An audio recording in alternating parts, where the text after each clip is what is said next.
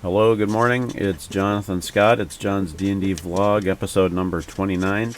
Today we're going to talk about why people like D&D so much. That sounds like a very simple question, but I've actually got some pretty profound answers for you. Or at the very least, I think they're profound myself. As you can tell, my voice is kind of weird. I have a cold. I'm sorry. Please just put up with it. Okay? Hobbies.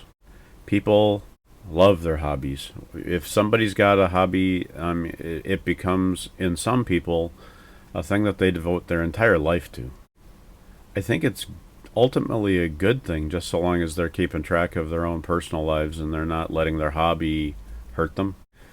If you want to see a really good movie sometime, watch these two movies. It's called Trekkies and Trekkies 2. It's from 1997 and 2004. The movie stars one of the actresses from Star Trek The Next Generation, Denise Crosby. She played Lieutenant Yar. And what she does in the movie is she just goes around the world looking for instances where Star Trek became such an important part to people's lives that it was different or interesting or profound or strange or cute, sometimes a little crazy and sometimes maybe even a little dangerous. In the D&D world, we got our share of people who really take this hobby and go full bore into it too, right? I've heard rumors of people like naming their kids after Gary Gygax or Dave Arneson. I've heard rumors of people like taking up entire rooms or several rooms of their house and building these big, huge, giant, elaborate dungeons for people to go through. I mean, it's amazing the extent that people will go to enjoy this game. If you want to see a good example of people making their own dungeons, I suggest you go onto YouTube and you look at this guy. The name of his channel is The DM's Craft. He's cool. Enjoy his stuff. If I had the time, I'd love to get into that. Anyway, today's episode is just going to be about why do people like this game so much? And they do. You know, there are people who devote their entire lives to it. So I'm going to talk about several of those reasons that I felt were pertinent.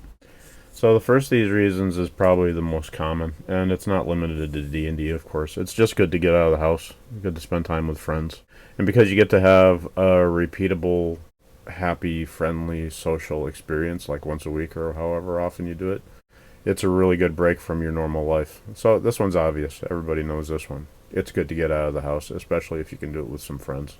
The second reason, the second aspect of D&D that makes it so enjoyable, is the one that I personally am the most attracted to.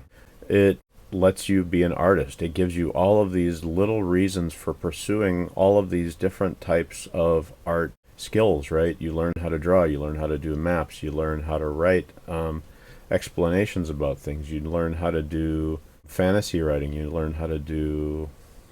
It's all there, you know? And your brain will be completely busy all the time as long as you're involved in the game. I don't know. I think it's really good. I think it's helping me stay young, you know. They say that one of the best things that you can give an old person to do to keep them from having problems with Alzheimer's disease is to give them puzzles and give them books and give them like little math problems to solve. And D&D is nothing but a whole bunch of different problems for a DM to solve and for players to solve. It's an extremely fulfilling intellectual activity. It's really intriguing. The third reason why people like D&D so much, it's a very common reason why anybody likes any kind of entertainment. It gets you out of your life for a few hours. It gets your head relaxed. It's diversion, right? It's not special to D&D. It's not particular to D&D. I like to think of it as like when I'm working on a computer and the computer freezes up, you do Control Alt Delete and then you can restart the computer. When I see a great movie or when I hear a really good piece of music or when I play a really good game of D&D, it does that for me. It helps me look at my life again in a fresh way. It lets me get started again. So that's common. Everybody does that in all types of entertainment, and it's a good thing. I don't think anybody will tell you that that's a bad thing. People do need breaks from time to time. There's another sort of escapism, though, that gets me a little bit worried. Let me explain. When D&D was first beginning, there were rumors that there were these kids who, when they played D&D, the D&D actually made them crazy.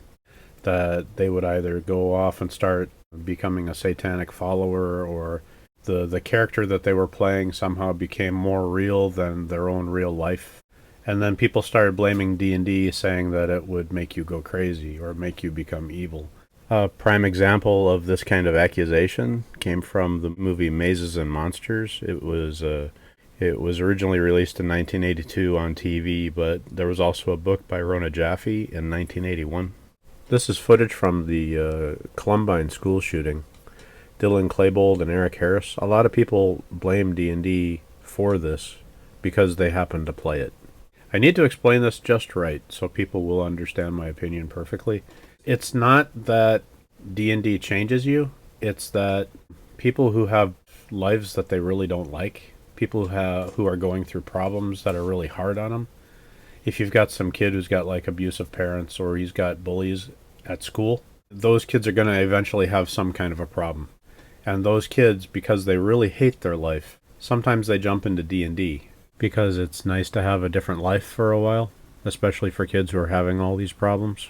And the D&D doesn't hurt them. But how they do end up getting hurt is that eventually they just can't handle their lives anymore. And everybody looks at D&D and says that you're the culprit, you're the reason why it happened. And that's not it at all. It's that they were having big serious problems in their life. That or else they just wanted to be bad people. Sometimes that does happen. To be completely fair about this, though, I do have to relate a couple of experiences. When I first started playing D&D here in Japan, no one here knows about D&D. They don't know much about role-playing games at all. It's all done on computers here. When we first started playing, the kids would obediently sit around the table. At first they just didn't understand what was going on, but then they slowly got into it. Anyway, during one session, one boy was playing with his mother. They were playing 2 characters each. The boy was playing a fighter and a wizard. The mother was playing a cleric and a wizard. Anyway, in the game, their characters were all brothers and sisters, and in the module I was running them through, B2, the Keep on the Borderlands, they were searching for their father who had been kidnapped. The mother of all 4 of the characters was also in the group. As it turned out, during the search, the mother to their characters became separated from the rest of the group and was trapped in the Minotaur Cave complex, and then the Minotaur attacked her. My student and his mother frantically tried their best to get in there and save her, but the mother ended up dying, right? The boy was only 10 years old at the time, and to my surprise, when the mother to all the characters died, he actually started to cry a little, right? He felt terrible. Then all of a sudden, his mother just leaned over to him and said, "Don't worry, it's not real," right? And then as soon as he realized it, he was fine. But for that moment or two, he was so enthralled by the story, I don't know, maybe he forgot, Anyway, it ended up being a very memorable experience. D&D is an extremely powerful thing. You can really get lost in it. I want to defend D&D, but at the same time, there's a reason why people are so attracted to it so deeply. It's powerful. And maybe that level of power is something that maybe not everybody can handle. Just something to consider. This 4th reason why D&D is loved so deeply, it's my idea. I've never heard this from anybody else. Think about all the games you've ever played in your life. As a rule, they all start and then they all end. Baseball, football, Monopoly, bowling, you name it, it has a beginning, but then it also has an end. You could play D&D for the next 40 years and still be in the same game. That should tell you something about it, right? And then you have to realize where all the fun comes from D&D. As you're playing it, it's the story that's being told that's the interesting part, right?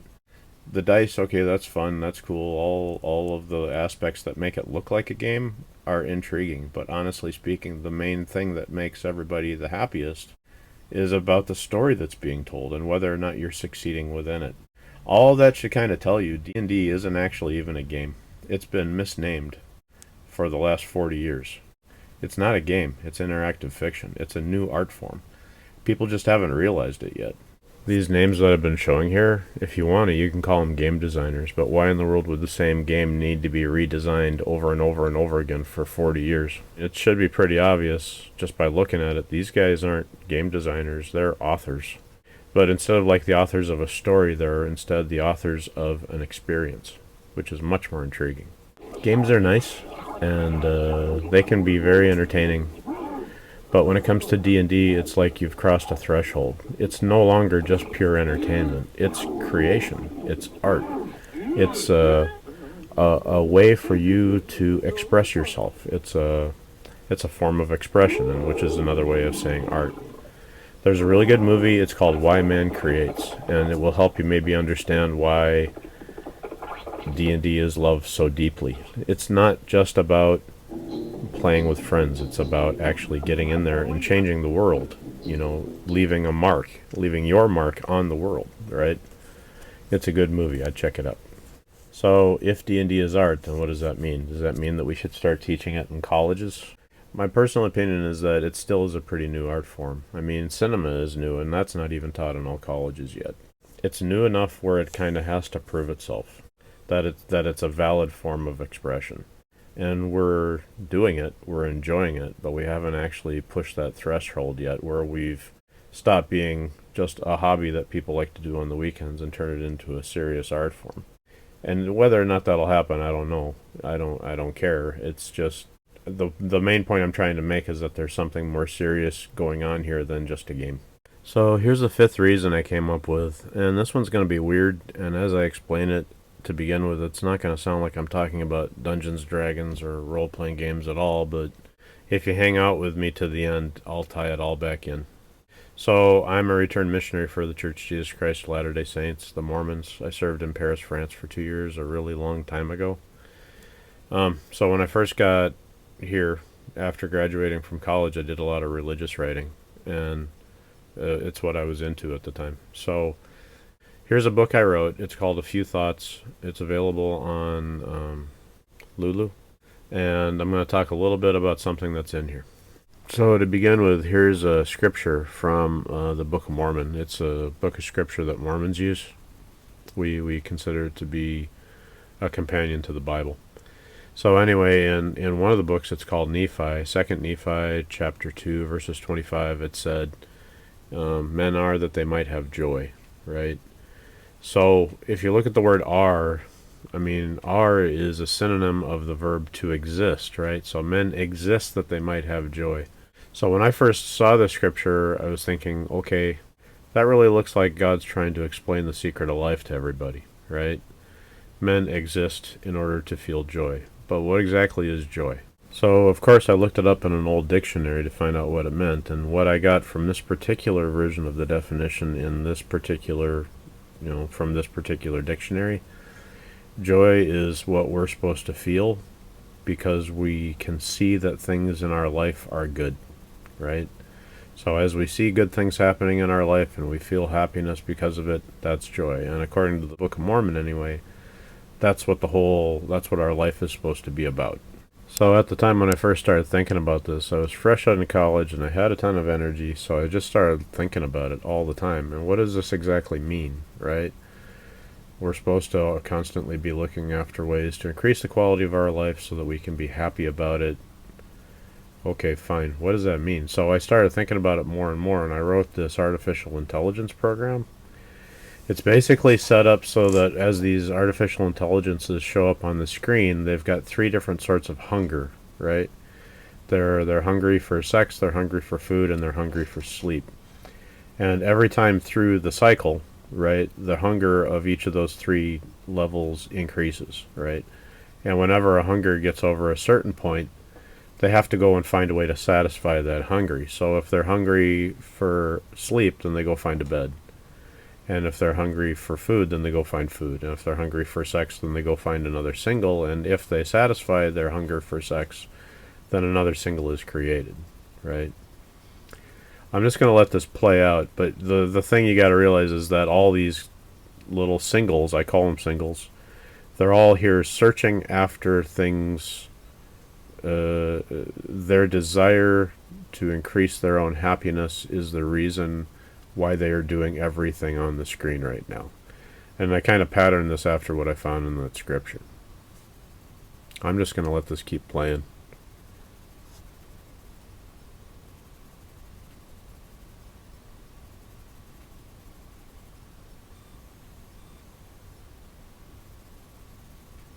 So like I said, this is weird, and if you bear with me, I will eventually turn it back towards role-playing games. I'm starting to get on my way back right now.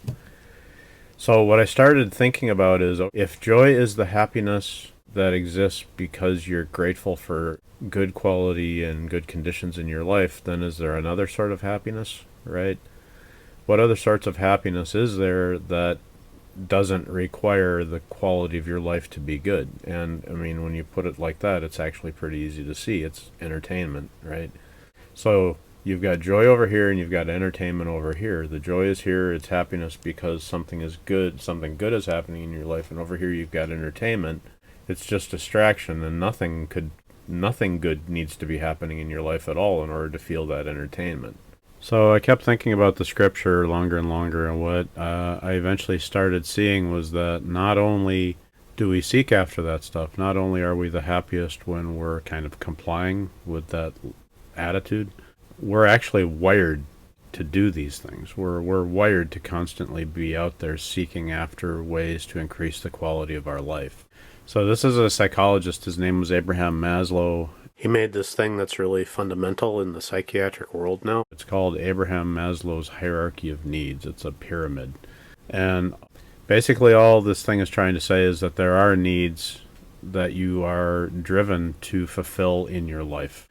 At the very bottom, you've got the physiological needs, but then the needs get more abstract and more lofty the higher up in the pyramid you go. And it's a hierarchy, which means that if a need on a lower level is unsatisfied and a need on a higher level is unsatisfied, then you will constantly try to take care of the lower need first. I used this when I was making that artificial intelligence program. It was pretty essential to it, actually. So anyway, according to that scripture, and also according to Abraham Maslow, we are constantly being driven to fulfill our needs, right? To always be trying to have a better quality life and then enjoy the happiness that comes from that, right? So this is where, this is the apex of my weirdness in this vlog today. Okay, let's take a look at this joy and entertainment grid again. So what would happen if somehow joy was removed? I mean, we're driven after happiness. We have to. We don't have the ability to not try. We're wired to always seek after happiness. What if joy was somehow removed from this, right? Then we would constantly be seeking after entertainment. Something really interesting happens when you start thinking about this one little aspect of it all, right? As a rule, if you want joy in your life, you have to work for it. It takes effort to bring about good conditions in your life. Therefore, if you want joy, the price for that is work, right? But if you want entertainment in your life, all you need is money. What would happen if joy was removed, right? And we were wired to seek after happiness, and the only happiness available to us was entertainment, and the price for entertainment was money. If somebody could actually gear society to do it this way, we would be wired to spend a ton of money in order to get that happiness that we're seeking after, even though actually what we need is the joy. The actual interesting part of it, though, is that because what we need is the joy, and all we're doing is spending money to get entertainment, we'll never be satisfied with the entertainment.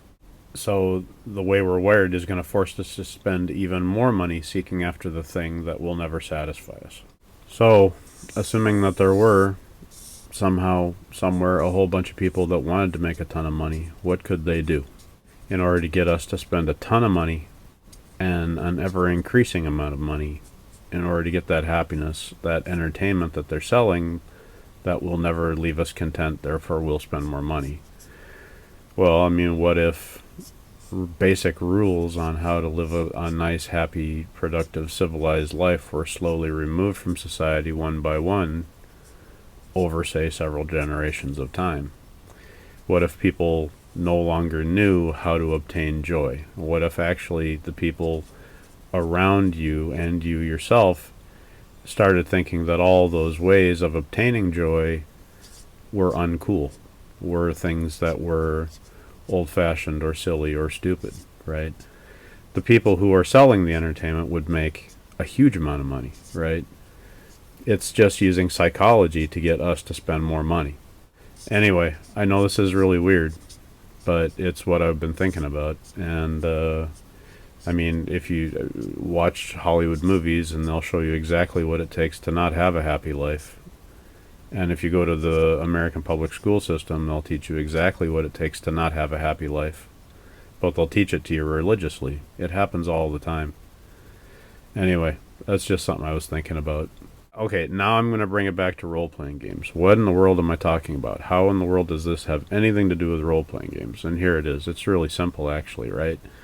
So you got your character, and you're living a simulated life through him, and you're going through all these modules, and you're successfully or maybe not successfully, you're getting through all these challenges, and you're learning new spells, you're learning you're getting new levels, your hit points are going up, and the quality of this simulated life is increasing.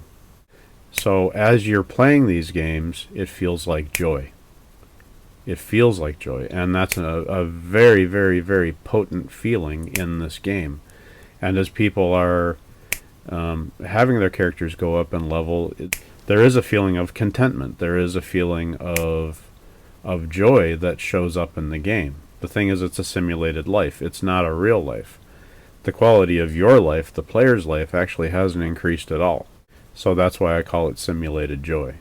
And obtaining that feeling, that feeling of progression, that feeling of success, that feeling of whatever, joy, it's one of the reasons why people play the game, even though it's not real joy, even though it's simulated, or even though it's just make-believe. It's one of the reasons why people love it. Okay, well, I think that's all I'm going to be saying this week. I hope you enjoyed it. It's a little different than what I usually do. Next week I'll try to do something a little more run-of-the-mill. Anyway, thanks for watching. Thanks for the likes. Thanks for the subscribes. I really appreciate them. I'll see you next week. Bye-bye.